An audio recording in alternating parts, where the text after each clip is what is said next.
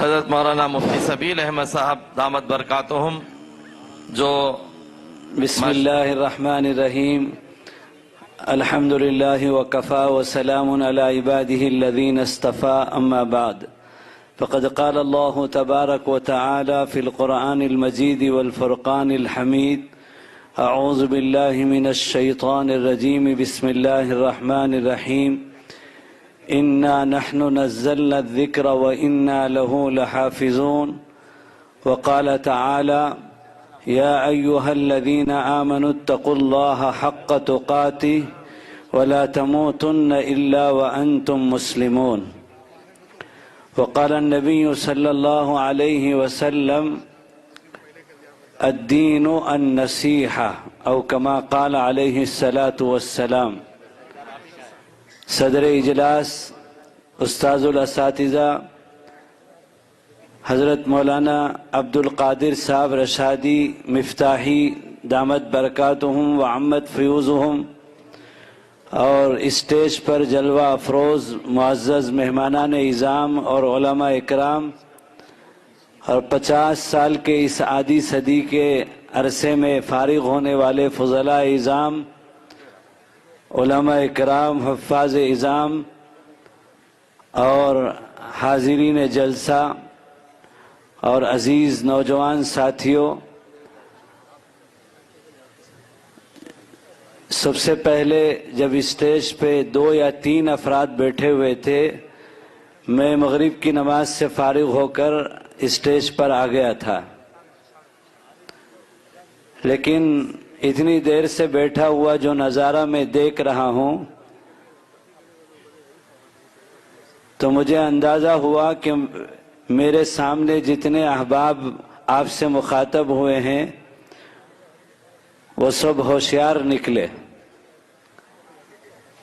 اور میں اکیلے ہی بدھو نکلا، اور ابھی بھی میری باری نہیں آ رہی تھی، میں زبردستی آ کر کرسی پر بیٹھ گیا ہوں، اس لیے کہ میرا زیادہ حق بنتا ہے کہ میں بہت دور سے آیا ہوں، تمل ناڈو سے،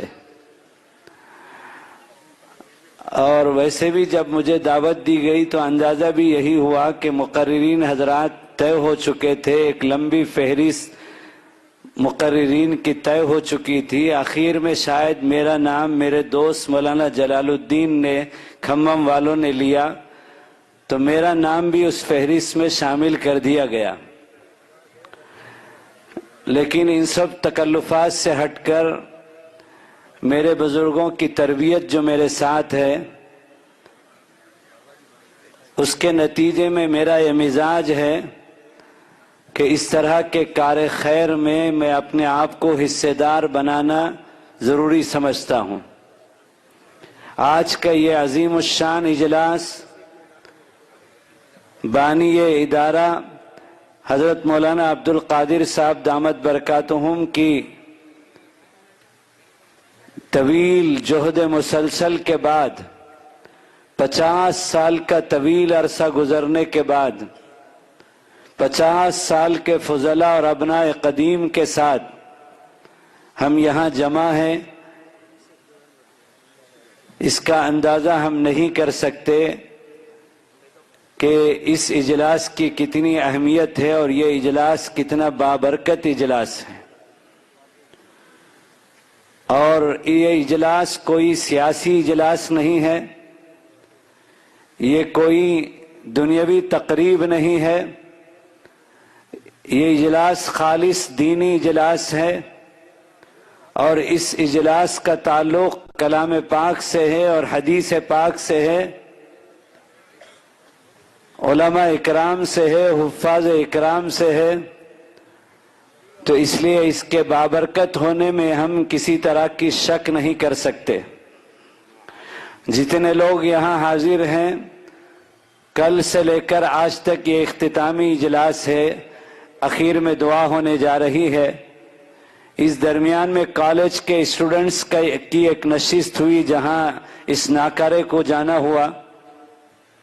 بانی ادارہ حضرت مولانا عبد القادر صاحب کے قدیم دوست جناب نذیر صاحب جو طبیعت کی علالت کی وجہ سے شاید نہیں آ سکے، ان کا ایک طویل ادارہ عصری تعلیم گاہ اسکول یعنی KG سے لے کر PG تک کالج اور اسکول کا ایک طویل سلسلہ میں نے صبح دیکھا اور مجھے بڑی خوشی ہوئی۔ ایک طرف ہمارے مولانا نے یہ دینی سلسلے کا ایک طویل یہ خدمات کا سلسلہ جاری رکھے ہوئے ہیں، تو دوسری طرف 100 میں کے 98 افراد، 2 فرد تو بڑی مشکل سے مدارس میں آتے ہیں جو آپ کے سامنے یہاں موجود ہیں، علماء اور حفاظ کی شکل میں، مفتیان کی شکل میں۔ بقیہ 98% امت کا وہ دنیاوی تعلیم گاہوں میں جاتا ہے۔ اور معاف کیجئے گا، مجھے آج جانا ہوا، بڑی خوشی ہوئی کہ اس ادارے کے بانی کا بھی حضرت مولانا سے بہت تعلق ہے، اور اس ادارے کے بانی نذیر صاحب کے بیٹے نعمان سلمہ کا بھی مولانا کے بیٹوں سے، صاحبزادوں سے بہت تعلق ہے۔ تو یہ بہت خوش آئین بات ہے کہ عصری تعلیم گاہوں کے چلانے والوں کا تعلق دینی تعلیم گاہوں کے سربراہ اور علماء سے ہو جائے۔ آج اس کی شدید ضرورت ہے۔ ابھی ہمارے محب مکرم مولانا غیاث صاحب رشادی دامت برکاتہم بتا رہے تھے کہ نوجوانوں کا کتنا برا حال ہے، اور تعلیم کے نام پر ان کو کفر اور شرک پڑھایا جا رہا ہے۔ ان حالات میں عصری تعلیم گاہوں کے ذمہ دار کا، جن کی فکریں اس ادارے پر کام کرتی ہیں، جن کو اپنے ادارے کے رخ دینے میں اختیار ہوتا ہے، ان کا تعلق علماء سے اور دینداروں سے ہوتا ہے، تو یہ بہت ہی اہم بات ہے۔ اس درمیان میں ظہر بعد مجھے مسلسل جب میں آیا تو ابنائے قدیم کے اسٹیج میں پہنچ گیا، پھر وہاں سے مجھے کالج لے جایا گیا، پھر وہاں سے مجھے مولانا کے بچیوں کا مدرسہ مدینۃ البنات، جس کو قائم ہوئے ابھی مہینہ 2 مہینے، 1 سال 2 سال نہیں، 30 سال کے طویل عرصے سے مولانا کے یہ بنات اور نسوان کی خدمات کا سلسلہ بھی چل رہا ہے، تعلیمی اور تربیتی۔ وہاں میں گیا، مجھے بتایا گیا کہ 1000 کے قریب خواتین وہاں موجود ہیں، اور پوری عمارت لبریز ہے۔ وہاں بھی میں نے کچھ دین کی باتیں سنائی۔ پھر میں آیا اور مغرب میں سب سے پہلے اسٹیج میں میں آیا، تو میں آپ کو اس وقت میں جتنا کچھ کہنا چاہتا تھا، اخیر کے مقررین کے لیے یہ بھی ایک آزمائش کا موقع ہوتا ہے کہ جتنا اخیر کا مقرر کہنا چاہتا ہے، جو تیاری لے کر آتا ہے، وہ سب کچھ اس سے پہلے کے مقررین کہہ چکے ہوتے ہیں۔ تو مجھے جتنا کہنا تھا وہ سب سارے مقرروں نے کہہ دیا، اور ماشاءاللہ ایک سے ایک بہترین پیغام آج کے اجلاس کا سب نے دیا۔ میں آپ سے یہ ایک بات کہہ کر کے اپنی بات پوری کر لوں گا، اور حضرت مولانا مجھ سے بار بار فرما رہے تھے کہ تیرا وقت 1.25 گھنٹے کا ہے اور تم کو آخر تک بیٹھنا ہے، اور مجلس کے اختتامی دعا تم کو کرنی ہے۔ یہ ان کا حسن ظن ہے کہ بڑوں کی یہی شان ہوتی ہے کہ وہ چھوٹوں کے سروں پر ہاتھ رکھتے ہیں۔ ان کے استاذ محترم حضرت امیر شریعت محتمم و شیخ الحدیث دارالعلوم سبیل الرشاد حضرت مفتی علامہ مفتی اشرف علی صاحب علیہ الرحمہ، اور ان کے والد بزرگوار جو دارالعلوم سبیل الرشاد کے بانی مبانی تھے، جو میرے ہی صوبے کے، میرے ہی ضلع کے بلنچ پور کے رہنے والے یا کابر تھے، جنہوں نے وقت کی اور زمانے کی ضرورت سمجھ کر کرناٹک میں، بنگلور میں आज से 70 साल पहले वो इदारा शुरू किया था। वहीं के मौलाना हजारों फजला में एक फाजिल हैं, मौलाना अब्दुल कादिर रशादी मिफ्ताही, और उनका ये तवील खिदमात का सिलसिला है। जैसे मौलाना जुबैर कह रहे थे कि आप अंदाजा लगाइए कि मदारिस के हजारों सैकड़ों फजला में एक फाजिल दीन की 50 साल तवील खिदमात का ये सिलसिला है, तो इस तरह कितने फजला हैं जो मुल्क में और बैरून मुल्क में काम कर रहे हैं। तो मौलाना अबू सऊद साहब अलैहि रहमा का भी यही मिजाज था, उन्हीं की तरबियत और निगाहें इन पर पड़ी हैं।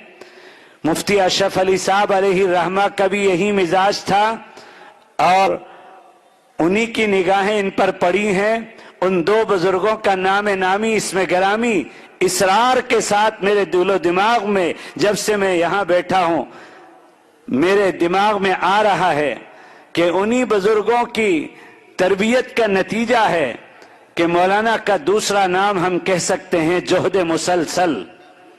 मौलाना का दूसरा नाम हम कह सकते हैं हमा जहती फिक्रों वाली शख्सियत।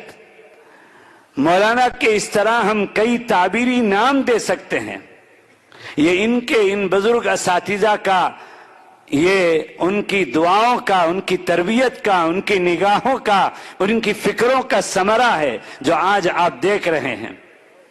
मौलाना अबू सऊद साहब अल्लामा अलैहि रहमा, मुफ्ती अशरफ अली साहब अल्लामा अलैहि रहमा, और तीसरे इनके मुरब्बी जलालाबाद के वो मर्द कलंदर हजरत मौलाना शाह मसीहुल्लाह खान साहब अलैहि रहमा, ये कोई मामूली शख्सियात नहीं है। हो सकता है कि आज मजमे में कोई ना जानता हो, लेकिन इन बुजुर्गों ने अपने तलबा को, अपने शागिर्दों को इल्म दिया तो साथ में अमल दिया, इल्म दिया तो साथ में अमल के साथ फिक्र भी दिया, और इल्म दिया साथ में अमल और फिक्र के साथ जोहद मुसलसल भी दिया।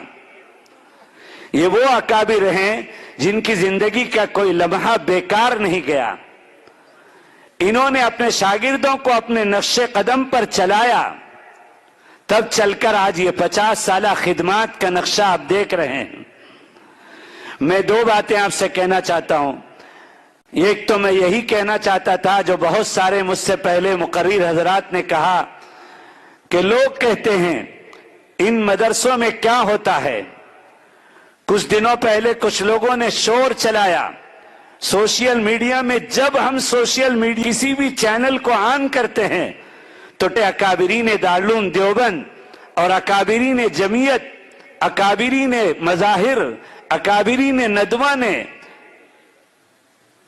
इसका दिफा किया और तहफ़्फ़ुज़ मदारिस के इजलास मुल्की सतह पर, सूबाई सतह पर किए, और मदारिस के हकाइक को जो अभी हमारे उलमा ने बताया वो अवाम के सामने आश्कारा किया। मैं आपको बताना चाहता हूं इन मदारिस में काल अल्लाह काल रसूल पढ़ाया जाता है। इन मदारिस में दीन और मजहब सिखाया जाता है। इन मदारिस में तहजीब और सकाफत सिखाई जाती है। लेकिन इसके साथ साथ मदारिस की एक पहचान ये भी है, जो इन मदारिस के असल बानी मबानी जिन्होंने सुफ़े से सबसे पहले इस रुए जमीन में मदरसे का आगाज किया था, ये मदरसा मौलाना कासिम नानोतवी की इजाद नहीं है।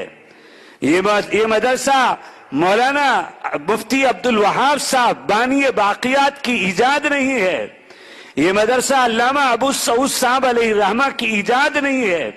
इस मदरसे की बुनियाद इमामुल अंबिया ने, जो मुअल्लिम इंसानियत बनकर आए थे, सुफ़ा चबूतरे से इस मदरसे की बुनियाद डाली थी। दुनिया में आज जितने लाखों लाख मदरसे हैं वो सब का सिरा जाकर के वहीं सुफ़ा में जुड़ जाता है। आपको हैरत होगी कि उस सुफ़ा वाले मदरसे में दारुल इकामा भी था और आने जाने वाले गैर इकामती तलबा भी थे। दोनों सिस्टम उस मदरसे में रोजे अव्वल से था। اور اس آقا نامدار صلی اللہ علیہ وسلم کے پہلے مدرسے میں مطبخ بھی تھا، کھانے کا نظام بھی تھا، اور کچھ طلبہ اپنے گھر سے کھاتے ہوئے آ کر پڑھتے بھی تھے۔ اور آگے بڑھ کر میں کہوں علماء کے سامنے جرأت کرتے ہوئے کہ آقا صلی اللہ علیہ وسلم نے اپنے اس پہلے مدرسے کے لیے صحابہ کے درمیان میں ترغیب اور تحریض کے طور پر چندہ بھی مانگا کہ کون ہے جو صفہ کے طلبہ کے لیے کھانے کا انتظام کریں گے، کون ہے صفہ کے طلبہ کے ضروریات کا انتظام کریں گے۔ تو یہ ساری ترتیب آقا نامدار تاجدار مدینہ صلی اللہ علیہ وسلم سے چلی آ رہی ہے۔ تو آقا نے یہاں مدرسوں میں سب کچھ پڑھایا، تربیت دی، علم دیا، عمل دیا، تقوی دیا، قلوب کا تزکیہ کیا، اور پوری دنیا تک دین پہنچانے کی فکر اور دعوتی مزاج دیا۔ اس کے ساتھ ساتھ ان مدارس کی ایک پہچان یہ بھی ہے جو آج ملک کے حالات کے تناظر میں نمایاں کرنے کی ضرورت ہے، اہل مدارس کو بھی اس طرف توجہ کرنے کی ضرورت ہے کہ ان مدارس میں انسان تیار کیے جاتے ہیں۔ یہ مدارس انسان تیار کرنے کی فیکٹریاں ہیں۔ میرے علاقے میں آج سے 40 سال پہلے عاشق قرآن محی السنہ حضرت حکیم الامت کے خلیفہ اجل حضرت شاہ ابرار الحق صاحب ہردوئی علیہ الرحمہ کو میں نے دعوت دی جا کر ہردوئی میں۔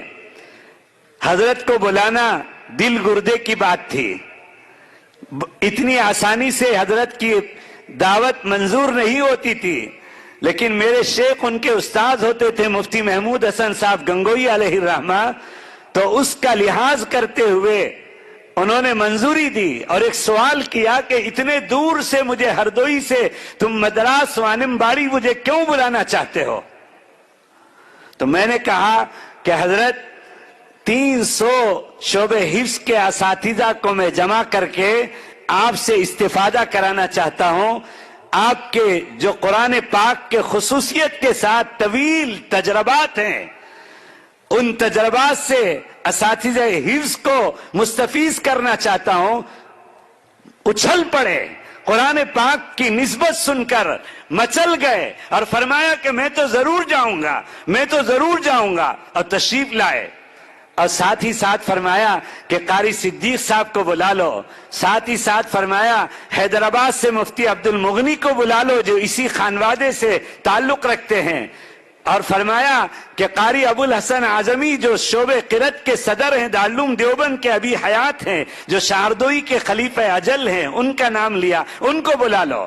فرمایا مولانا مسیح اللہ خان صاحب کے تربیت یافتہ مولانا مفتی مہربان علی بڑوتوی کو بلا لو۔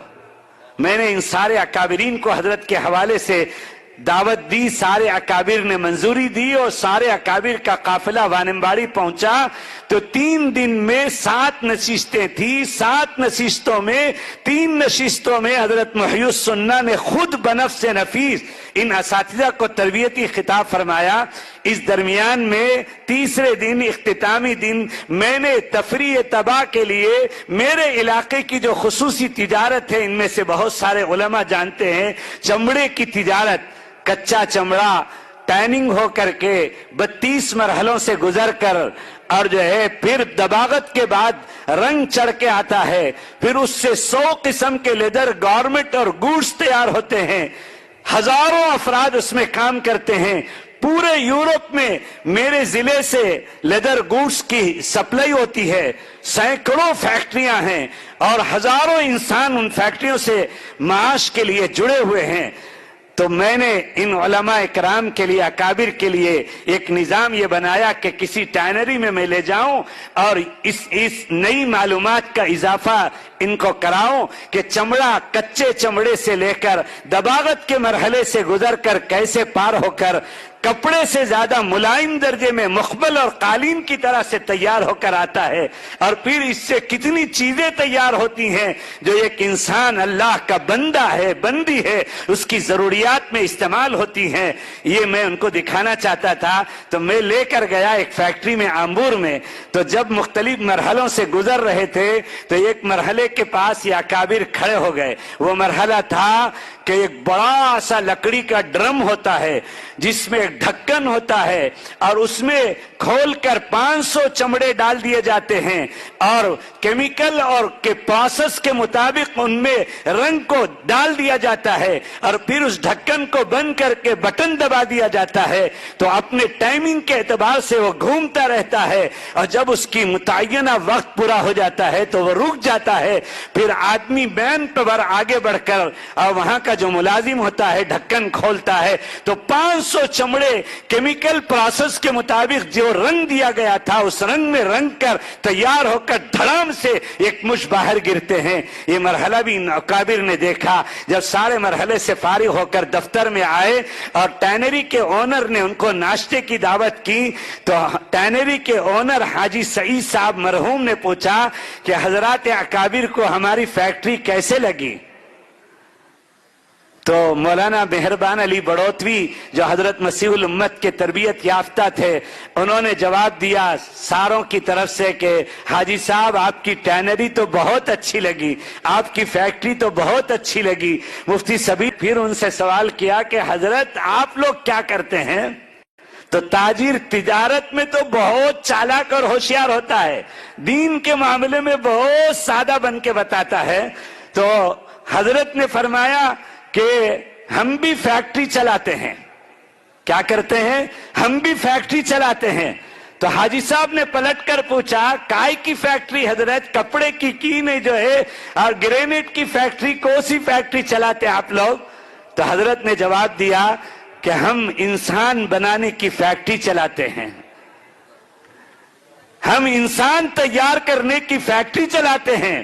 اور پھر فرمایا مفتی سبیل صاحب نے ہم کو جو معائنہ کرایا وہاں ایک مرحلے پر ہم رکے تھے. یہ تو آپ کے فیکٹری کے مراحل تو بہت آسان ہے کہ 500 چمڑے ایک متعینہ وقت میں ایک پروسیس کے تحت میں رنگ کر دھڑام سے باہر آ جاتے ہیں. اور ہمارے مدارس میں ایک درسگاہ میں 15 طلبہ ہوتے ہیں, ایک طالب علم شریف ہوتا ہے اور ایک طالب علم شریر ہوتا ہے اور ایک طالب علم نرم ہوتا ہے اور ایک طالب علم گرم ہوتا ہے. 15 طلبہ کے نفسیاتی طور پر الگ الگ مزاج ہوتے ہیں اور ایک استاد 3 سے 4 سال تک ایک ایک طالب علم کو رگڑ رگڑ کر جہد مسلسل کے بعد حافظ قرآن اور 8 اور 10 سال کے بعد عالم دین بنا کر باہر کرتا ہے. یہ مدرسوں میں جو کام انسان تیار کرنے کا ہوتا ہے یہ انتہائی مشکل ترین کام ہے. تو میرے دوستوں یہ انسان تیار کیے جاتے ہیں تو ان علماء کا بھی فریضہ بنتا ہے کہ آقا صلی اللہ علیہ وسلم کے جو مختلف شان تھے اللہ نے ان کو امام الانبیاء, خاتم النبیین, خاتم المرسلین بنایا تھا تو اسی طرح محسن انسانیت بھی بنایا تھا. تو انسانیت کے پیغام کو عام کریں اور آقا صلی اللہ علیہ وسلم کے احادیث مبارکہ انسانیت کے درس سے جو بھرے ہوئے ہیں ان کو آج ملک کے باشندوں کے سامنے لائیں کہ آقا صلی اللہ علیہ وسلم صرف اپنے لیے نہیں بلکہ وہ ساری انسانیت کے لیے محسن انسانیت بنا کر بھیجے گئے. یہ ایک پیغام تو میں دینا چاہتا تھا. اس سے متعلق اور تفصیلی بات تھی, حضرت مولانا بازو آ کر کھڑے ہو گئے.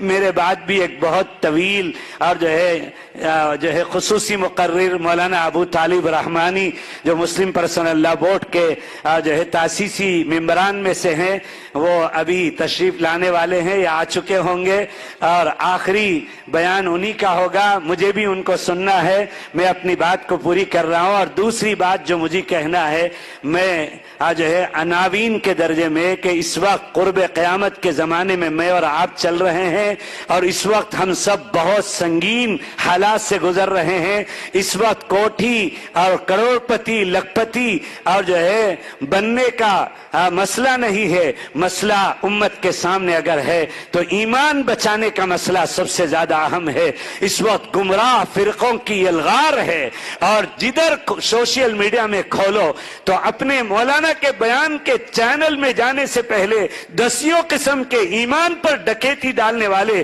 گمراہ فرقوں کے چینل ہمارے نوجوانوں کے ایمان کو اچکنا چاہتے ہیں، چھیننا چاہتے ہیں۔ اس لیے ایمان کی حفاظت کا مسئلہ سب سے بڑا مسئلہ ہے۔ دارالعلوم دیوبند کے محتمیم مولانا مفتی ابو القاسم صاحب ہر تقریر میں آج اسی طرف ایمان کے لیے دعوت کے کام سے ہو، اپنوں میں غیروں میں دعوت سے ہو، اور تحفظ ایمان کے لیے ہمارا تعلق جو ہے اہل اللہ سے اور علماء سے ہو۔ تو میں اس کو 3 تا سے عام طور پر کہا کرتا ہوں جو کرنے کے کام ہیں: تعلیم، تبلیغ اور تزکیہ، صحبت اہل اللہ، صحبت علماء، تعلق علماء، اور اپنوں میں غیروں میں دعوت و تبلیغ کا فریضہ، اور اسی طرح سے دینی تعلیم سے ہمارا تعلق رہے گا تو ہم ایمان بچا کر استقامت فی الدین اور خاتمہ بالایمان کے ساتھ دنیا سے جا سکیں گے، ورنہ حالات بہت دیگرگو ہیں۔ اللہ میری اور آپ کی پوری امت مسلمہ کی، خاص طور پر ہمارے جوان بچے اور بچیوں کی اللہ حفاظت فرمائے۔ وآخر دعوانا ان الحمدللہ رب العالمین۔ میں بھی مولانا ابو طالب رحمانی کی طرح سے گھنٹوں بولنے کا عادی ہوں۔ ہم جیسوں کے لیے بندشوں میں باندھنا بہت مشکل ہے، مضامین کا الغار ہوتا ہے تو ٹینشن میں کئی باتیں رہ جاتی ہیں بندش کی وجہ سے۔ پھر کسی وقت انشاءاللہ موقع ہوگا، 50 سال کی بجائے 75 سالہ جلسہ ہوگا۔ یہ تیسرا موقع ہے میں بانیوں کے 50 سالہ اجلاس میں شریک ہوں۔ پہلی دفعہ کرناٹک میں بھٹکل میں جامعہ اسلامیہ بھٹکل کے بانی جو شاہردوئی کے خلیفہ تھے ڈاکٹر علی ملپا، انہوں نے بنیاد ڈالی تھی، انہوں نے 50 سالہ اجلاس کی صدارت کی۔ دوسری دفعہ تمل ناڈو میں سیلم میں مولانا شفیق خان صاحب جو حضرت شیخ الحدیث مولانا زکریا صاحب کے خلیفہ تھے، دیوبند کے رہنے والے تھے، حضرت شیخ نے ان کو مدراس بھیجا تھا، مظاہر علوم سیلم کی بنیاد ڈالی تھی اور 50 سالہ اجلاس کی صدارت کی۔ آج یہ تیسرا موقع ہے، مولانا عبد القادر صاحب نے اس ادارے کی بنیاد ڈالی اور خدمات کا آغاز کیا۔ میری زندگی کا یہ تیسرا موقع ہے، حسین لمحہ ہے کہ میں بانی کے ساتھ ان کی صدارت میں اسٹیج میں بیٹھے ہوئے ان کے 50 سالہ خدمات کا نظارہ دیکھ رہا ہوں۔ بڑے ہی مبارکبادی ہے ان کے لیے، ان کے اولاد اور ان کے صاحبزادے اور ان کے رفقا، ان کے مخلص عوان و انصار اور معاونین کے لیے۔ اللہ سب کو اپنے شان بہترین جزائے خیر عطا فرمائے، اور اس سلسلے کو اللہ قیامت تک جاری و ساری رکھے۔ وآخر دعوانا ان الحمدللہ رب العالمین۔ جزاکم اللہ خیر۔ ماشاءاللہ حضرت نے بہت مختصر وقت میں بہت قیمتی باتیں عرض فرما دی ہیں۔